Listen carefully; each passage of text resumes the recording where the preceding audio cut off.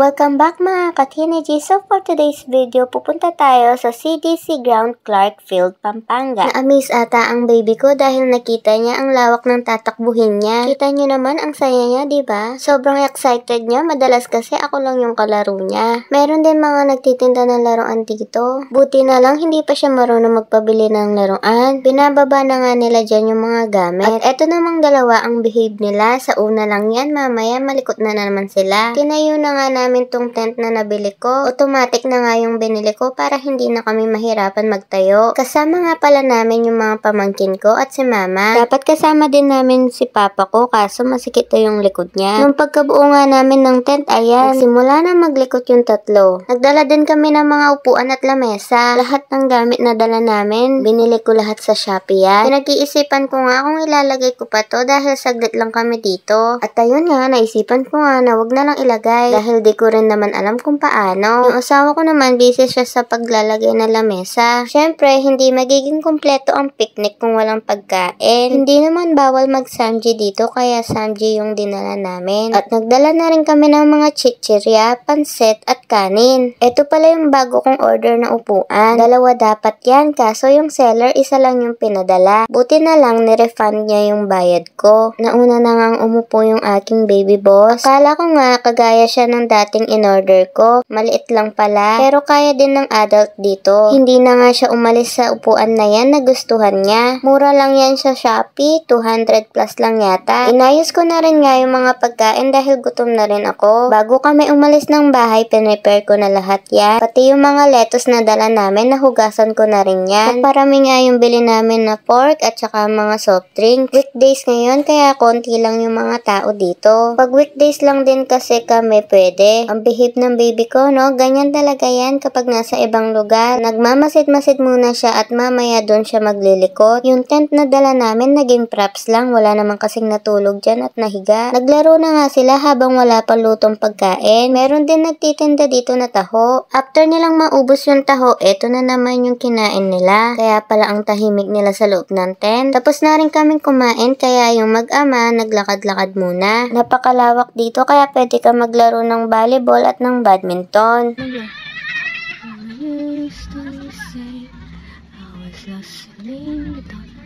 Nagdala nga kami ng malit na speaker at ayan, sumasayaw sila. At yung anak ko naman walang hinto sa kakapalakpak. Pamangkin ko yung dalawang sumasayaw na yan. Mga 9:30 na nga ng oras na to. Habang sumasayaw sila, nagpahinga na muna kami. Dahil aalis na rin kami maya-maya. Pagkatapos nilang sumayaw, nagligpit na kami. Hindi na rin ako nakapag-video niyan. Hanggang dito na lang din ang video. Salamat sa panonood!